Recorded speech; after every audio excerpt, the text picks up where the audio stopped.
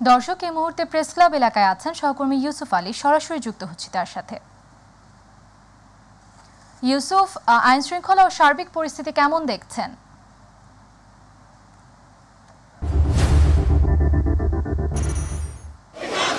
উর্মি, আপনি জানেন যে আজকে কিন্তু পূর্বঘোষিত কর্মসূচি রয়েছে। কোটা সংস্কার আন্দোলনকে কেন্দ্র করে যেসব ছাত্রছাত্রী নিহত হয়েছে তাদের কবর জিয়ারত এবং তাদের জন্য দোয়া মাহফিলের যে কর্মসূচি রয়েছে সেই কর্মসূচিটি জুমার নামাজের পর সমাপ্ত হয়েছে। এখন যে আজকে এরপরে গণমিছিল করার কথা, এর আগে আমরা জুমার নামাজ আদায় করেছি জাতীয় মসজিদ বায়তুল মোকাররমে। সেখান থেকে কিন্তু মুনাজাত শেষে একটি বিশাল মিছিল বের হয়ে পুরানা পল্টন হয়ে জাতীয় প্রেস ক্লাবের সামনে দিয়ে হাইকোর্ট চত্বরের সামনে দিয়ে সেটি সামনের দিকে অগ্রসর হয়েছে। এই মুহূর্তে প্রেস ক্লাবের সামনে যে আজকে এখানে সমাবেশ হওয়ার কথা রয়েছে এবং শিক্ষকদের একটি দল এখানে এই সমাবেশে অংশ নেওয়ার কথা রয়েছে।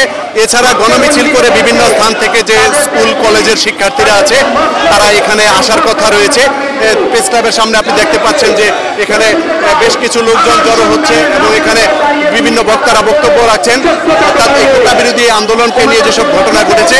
এছাড়া এই আজকের যে দোয়া মাহফিল, কবর জিয়ারত এবং গণমিছিল, এই কর্মসূচিকে কেন্দ্র করে যাতে কোনো ধরনের নাশকতা কিংবা বিশৃঙ্খলার সৃষ্টি না হয় সেজন্য কিন্তু আইন শৃঙ্খলা বাহিনীর সদস্যরা কঠোর অবস্থানে রয়েছে।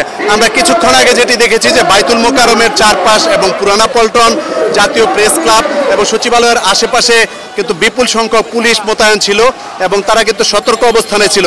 যদিও তাদের সামনে দিয়ে মিছিল বের হয়েছে বায়তুল মোকাররম থেকে, সেখানে কিন্তু কোনো ধরনের বিশৃঙ্খলা কিংবা উস্কানিমূলক কোনো ঘটনা ঘটেনি। এই জাতীয় প্রেস ক্লাবের সামনে কিন্তু বিপুল সংখ্যক নারী এবং পুরুষ পুলিশ সদস্য রয়েছে। তারা এখানে যাতে কোনো ধরনের বিশৃঙ্খলা না ঘটে, ছাত্রদের মিছিল যাতে শান্তিপূর্ণভাবে হয় সেটির জন্য তারা সেখানে কঠোরভাবে অবস্থান নিয়েছেন। এবং কিছুক্ষণ পরেই হয়তো জাতীয় প্রেস ক্লাবের সামনে শিক্ষকদের যে প্রতিনিধি দলটি রয়েছে সেটি এখানে আসবে।